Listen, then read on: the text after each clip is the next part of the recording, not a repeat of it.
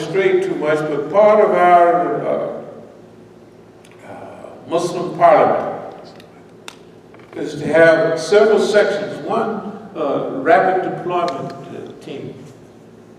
Rapid deployment, that they can go into a town, something happened to Miss so-and-so, brother so-and-so. We can send 4 or 5 people to the town with a package of assistance. If they need assistance for burial, if they've just been beaten, we can help secure them for a few days, a couple of weeks, whatever it takes. If they are out of money, we can have part of our zakat fund is to help those people who have suffered at society's hand. But also, part of the rapid deployment team is another section of that same team to deal with cold cases. All of the things that have happened to the Muslims in New Jersey from Bosnia, let's go back 8, 9, maybe almost 10 years, they were set up by the government, you know what I mean? And nobody followed up the case. But see, we're going back, that includes this doggone Boston bombings and all of that, that we're going to have a team of investigators to investigate, to bring out the patterns of all this. The dumb Negroes down in Florida, supposed to have given, this is at least 10 years ago, supposedly have given bayah to Osama bin Laden. And they didn't even know what bayah was. The police come in and, you know, the Negroes, they're little slick Negroes, semi-moves of group, and they lay a little money around. The Negroes zap it up. And the guy, we want you to give bayah. And the Negroes say, whatever it is, what do we do? You just swear, you just, and then the FBI take them to jail. We got to stop that. So this law, the way it's being practiced, we got to put a stop to it. That's why we got to get big.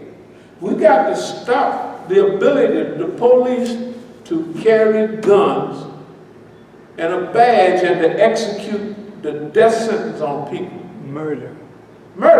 They gotta, you know, in the old time, the police didn't just shoot you for, you know, even in the old West, they'd fight you and knock you upside the head and all of that. But they didn't just, this stuff about police being so trained to shoot people just for fighting, you can't fight no police. This is insanity. Who is he? He's not no God. They have strayed the law so far from reality. They have abused, starting with black people so far, and people of color, that they have given an ignorant white man that can barely read and write, and I feared for my life. Well, don't stop the car. There got to be laws, no red light laws, no, if it's a tail light law, if it's getting close to a conflict, get in your car and go to the police station. This stuff about, I'm in authority, no, you're not in authority. People have constitutional rights not to get killed by you for a damn traffic light. You see what I mean? For a tail light.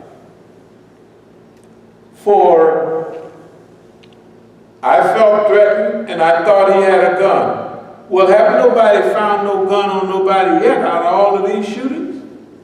And the one he did have, he told him he had. He told him, yeah, man, I have, yeah. License to carry. Which in Western days, they say when you kill somebody like that, you kill them in cold blood. Yeah. Cold-blooded murder. That's what they say. They cold-blooded murder. Cold-blooded murder is an obvious pattern of behavior because of perception management, because of how they have sold the black man, how they sold the people of color, how they sold them to the public, and the public accepts it, and the Negro accepts it too. That's right. We accept it. We're going to go on. Now we're going to go jump to the back of what Frederick Douglass says here. Oh, Freddie. Yeah, this is Fred. Look, Fred says, What to an American slave is your 4th of July? I answer, a day that reveals to him more than all other days of the year the gross injustice and cruelty to which he is the constant victim. To him, your celebrations is a sham, your boasted liberty an unholy license, your national greatness swelling vanity, your sounds of rejoicing are empty and heartless, your denunciations of tyrants, brass-fronted impudence, your shouts of liberty and equality, hollow mockery, your prayers and hymns, your sermons and thanksgivings, with all your religious parade and solemnity, are to him mere bombast, fraud, deception, impiety, and hypocrisy, a thin veil to cover up crimes which would disgrace a nation of savages. There is not a nation on the earth guilty of practices more shocking and bloody than are the people of the United States at this very hour. That was then. That was 170 years ago. It was 1852.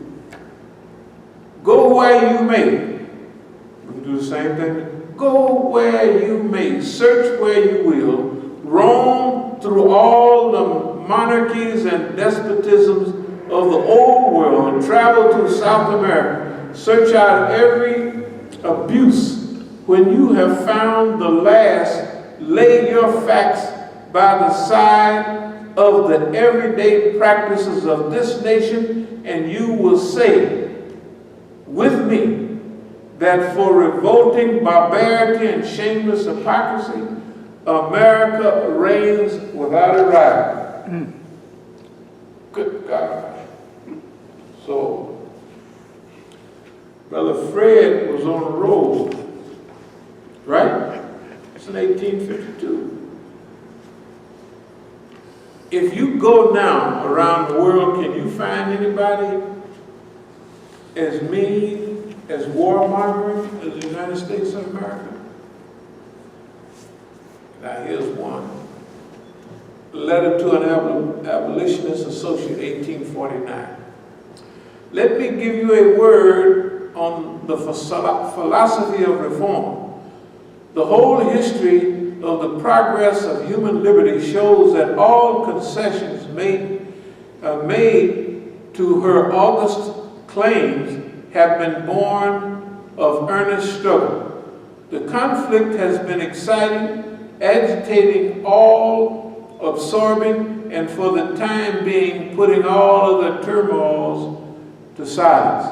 I must do this or it does nothing. If there is no struggle, there is no progress. Those who profess to favor freedom and yet depreciate agitation are men who want crops without plowing up the ground. They want rain without thunder and lightning. They want the oceans without the awful roar of its many waters. This struggle may be a moral one, or it may be a physical one, or it may be both moral and physical, but it must be a struggle. Power concedes nothing without demand. So Fred. It never did, and it never will.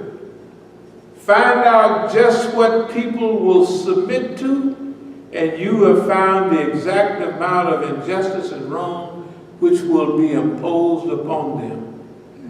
And those will continue until they are resisted with either words or blows, or with both.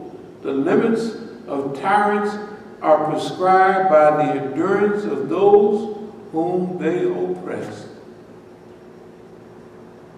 Fred was on the road. That's 1849. Good God, mighty Fred. That's 172, 3 years ago, something like that. Okay, we'll read that because of this 4th of July letter. Now, just a few words from, let's see, what do we take next? How about the Constitution? Constitution of the United States. It is the part. We, the people of the United States, this is a preamble. In order to form a more perfect union, establish justice, ensure domestic tranquility, provide for the common defense, promote the general welfare, and secure the blessings of liberty to ourselves and our posterity, do ordain and establish this Constitution for the United States of America. This is a preamble to the Constitution. Now, the dear government, we the people, that is the government, and me and you, if we get a chance, in order to form a more perfect union, establish justice. Anybody had justice around here? Establish justice. Ensure domestic tranquility. Have you seen any domestic tranquility in the United States? Provide for the common defense. That means to defend, the president swears to defend the people of the United States from all enemies, foreign and domestic. Drugs is a threat. It's a stuck to the force against the security of people of the United States. The war on drugs has been going on for 45 years and they haven't stopped it yet. But that is the same as an invasion force. If an invading army was invading us and destroying the society, and they fought for 45 years and didn't get nowhere, we would get rid of that government. We'd say, man, y'all, you ain't providing for no common defense. Promoting the general welfare, what welfare? In fact, somebody is bringing those drugs in right under your nose. Either you're helping them or you're doing it. And all the profits is going to somebody else. And all the destruction is going to my dear friends. So it disturbs domestic tranquility. When drugs come, all the open door policy, people feeling free, singing on the street, went away. They didn't have that no more. People don't stand on no corner and sing. Domestic tranquility is gone. So who's at fault? The people? The people didn't swear to protect nobody from domestic tranquility, give them domestic tranquility, provide for the common defense, promote the general welfare. What government is promoting? How does raising they're supposed to do for the common defense? They have added another, I don't know how many billions of dollars to the Defense Department to go over and fight wars overseas. And the money goes to The contractors. all the weapons contractors and all them people. They're friends. And then the CIA worked for those weapons contractors. Therefore, the CIA is going to go around the world with all of its power and make sure what goes on, peace or war. You don't make that money with peace. Tranquility is no profit for them. No fun. So they got to keep war going on. That's why if you see them getting close to some peace in Palestine, during Sharon's time, he jumped and run right on down and started causing fitna. If they look like they're getting somewhere, here come Netanyahu. No, we ain't having no peace and friendship because we can't. We got peace and friendship. How we gonna keep all these big armies? How we gonna get all that money from America? Promote the common defense, promote the general welfare, and secure the blessings of liberty to ourselves and our posterity. Do your children have all of this? Do ordain and establish this Constitution of the great United States of America. I'm going to guess. What you read? Right. We used to recite that stuff, man, right up there at that school. Of course. In the 6th grade, every morning, the preamble to the Constitution. I remember. I just got it for the heck of it, but I'm just about to remember it. Bill of Rights. Congress shall make no law respecting the establishment of religion or prohibiting the free exercise thereof, or abridging the freedom of speech or of press, or the right to people to peaceably assemble to petition the government for the redress of grievances. Congress shall make no law respecting the establishment of religion or prohibiting the free exercise. Okay? If they pass guidelines that says clearly, starting over a decade, it was in our 19, man, that was 20 years ago when we wrote about this. The Death Penalty Act and all of that. The government monitored the Muslims on the zakat and sadaqah that they collect and distribute. So they didn't check on the Irish, on the Catholic Church that sent money to Ireland, right? To Jerry Adams and the brothers, to the IRA, Irish Republican Army, right? They never got on the Catholic Church about that. But about the Muslims, they broke Article number 1. The exercise no law to affect our free practice of religion. One of the principles of Islam is zakat.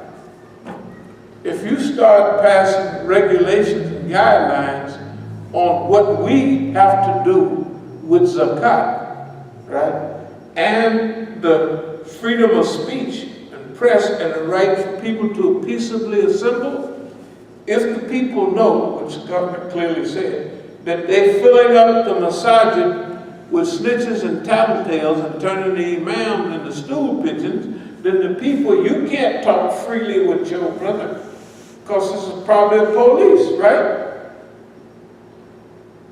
So that means that the government has broken Article number 1 on many occasions. The right of freedom of speech, the right of assembly. You're not going to come to the Masjid if you don't know who you're praying next to. Of course, Article number 2, a well-regulated militia being necessary to the security of a free state, the right of the people to keep and bear arms shall not be infringed. Now, what's that old guy that do all that talking? He was on a big TV program the other day. Alex Jones, the big conspirators. They don't put us on, they put him on. You know why?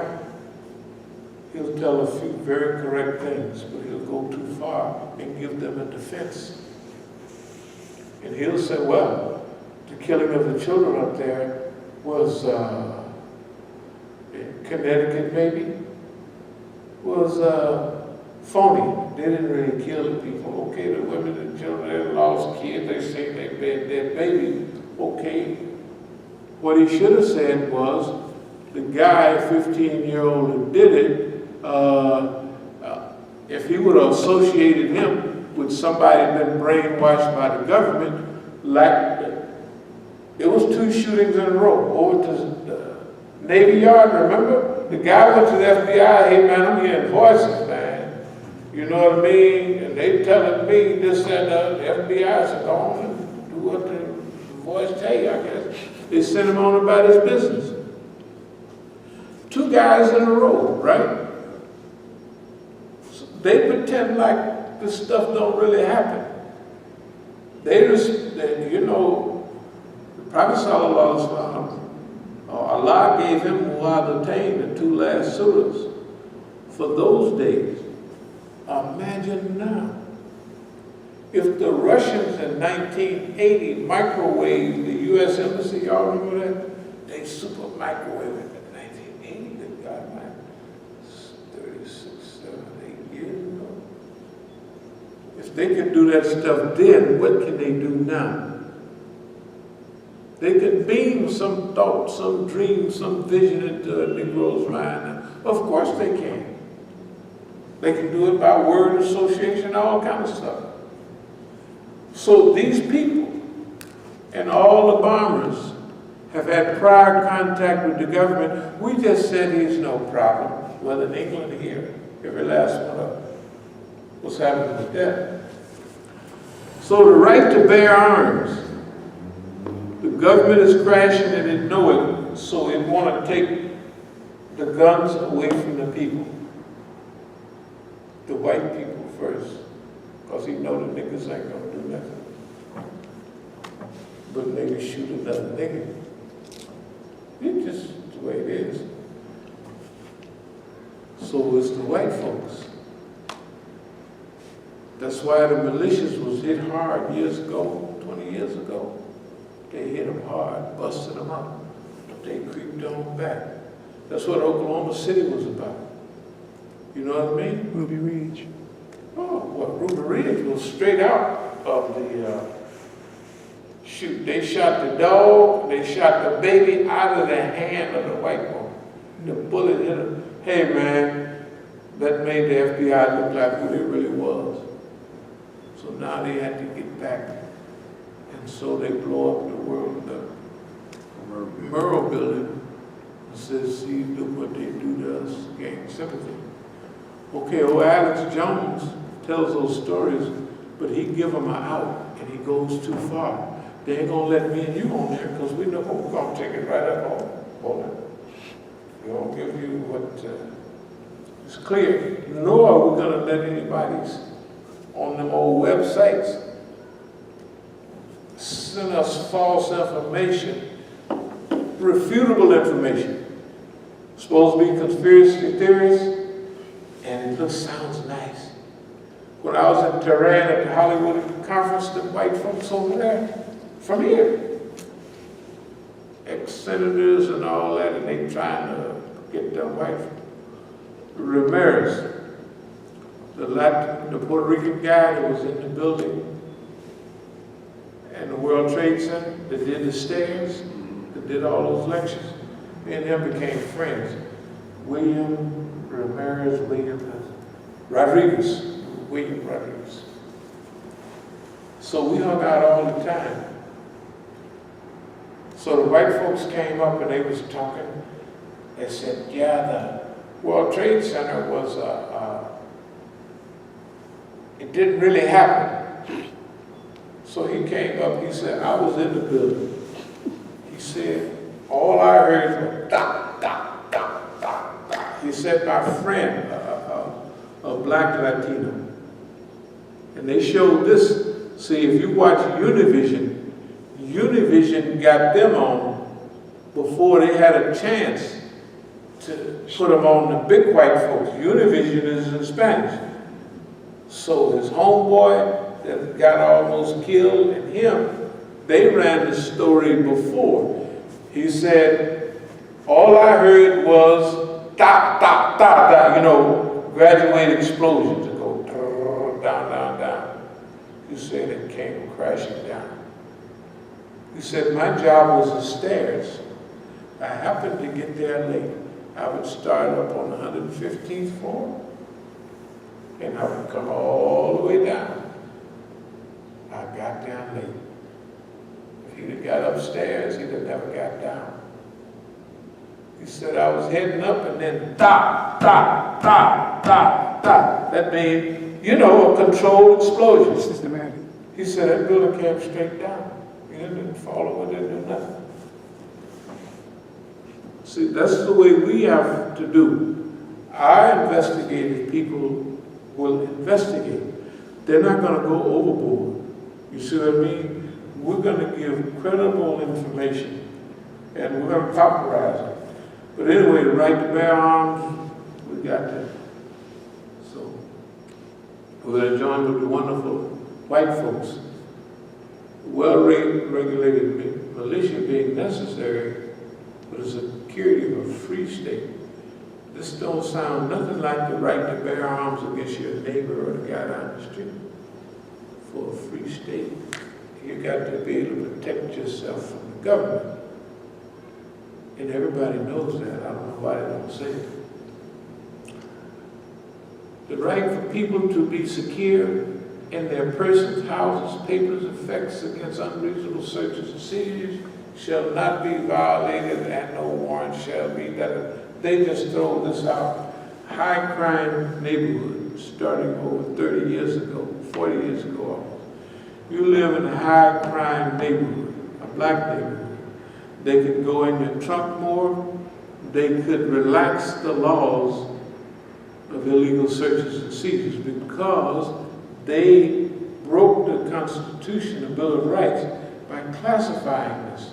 This is not a constitutional, but it is a state. What's an ordinance? And none of the lawyers challenge the ordinance. What does it say? The police is a high crime neighborhood. So we have to suspend civil liberties. All black communities are high crime neighborhoods. I'm not going to go on and on in this stuff. It would be good to go over the Fugitive Slave Act, but I ain't going to go on. Now,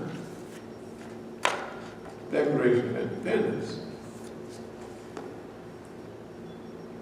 It has up here the part that would have went in, but didn't go in. I got all of this from, I have a, what they call it, the Negro Encyclopedia. Boy, it is a thick book. It is a good book. I mean, you got everything that relates to Negroes. This is a 1974 book. It's a good book. I got it. When I needed the Constitution, it's got every black site in the United States. This was like Negroes had a little settlement here. It's got everything on Negroes. It's about this thick. I would have brought it, but I got it out of my life. It's too heavy to bring right now. So I got to get over that. The book is heavy. It's a good book. When in the course of human events, it becomes necessary for one people to dissolve the political bonds which has connected them with another, and to assume among the powers of the earth the separate and equal station to which the laws of nature and of God's nature entitle them. A decent respect to the opinions of mankind requires that they should declare the causes which impel them to this separation. We hold these truths, anybody ever heard that, to be self-evident that all men are created equal except blacks, Mexicans, and they don't really say that, but that's what it means. They said they left that out. Who is we? Yeah. We hold these truths to be them, white folks, to be self-evident that all of them are created equal and that they are endowed by certain inalienable rights, that among these are life, liberty, and the pursuit of happiness, that to secure the rights governments are instituted among men deriving their just powers from the consent of the government. That was a big deal in those days. The government is not a divine right. We don't have the king. We don't have the preachers, you know what I mean, and the landed gentry. Those were the three groups that ruled most society. This is a big deal. This is Voltaire and all those white folks. They're saying, no, the consent of the people is necessary to have a good government.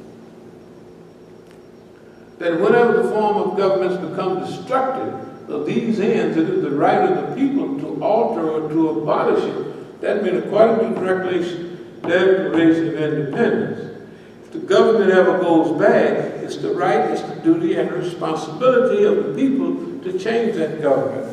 But go back to your history, study the Declaration of Independence in its language, and study the Constitution. Here's what you have. The same folks that write this fight a war of liberation, and they win. And now they're the government. So the Constitution don't sound nothing like the Declaration of Independence, although the same people wrote it. Because before, we want to be free from them. Now, we got to rule over y'all people that fought this thing. So now they saying the same thing that the king do, basically.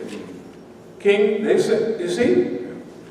In the Declaration of Independence, if the government do, can you imagine what the government is doing to the people now? The people in those days, you gotta imagine, the people live out in the woods, they hunt and fish. And they're not used to being told a lot what to do. That's what happened to the colonies got away from. And they got out here and they're all this land, everything, and they just stole it from the Indians. And then the white man over there is telling them, well, we don't want y'all to do that. They're saying, you must be crazy, you're the ocean away. And we ain't gonna be paying no attention to you. Right? That's exactly what happened. Okay. Look how far America has sank. Do they have any freedom? You can't walk down the street without identifying yourself. You know what America is just like for the last 30 years or more? Remember the old World War II pictures of the Nazis? They'd always ask people, papers please. Remember those? I grew up on that stuff. That's how years ago I associated these people with Nazis. I said, wait a minute. Because we grew up on that, they brainwashed us thick on, if you killed one German, they would kill 200 villages, right? All that stuff. And so we said, that's what people do in the Palestinians. Oh. So we automatically said, oh no, we was taught freedom from them. They're the one that taught us freedom. Then we start applying it, wait a minute, you mean it's saying, you see what it's saying? That whenever any form of government becomes destructive to these ends, it is the right of the people to alter or abolish it, and to institute new government, laying its foundation on such principles and organizing its powers in such form as to them shall seem most likely to affect their safety and happiness. In other words, the United States government, as it exists now, we have the right to say, hold it, hold part of the Declaration, just a minute. I don't like King George Trump. I don't like him. He does not do anything that this is. So we want to get, and the Congress, we don't like that Congress. That Congress, is it a little cool in here? Is it getting a little cool? Or is it just right for everybody? Okay, all right, I'm fine too, I understand. Prudence indeed will dictate the government's long established should not be changed for light and transient causes.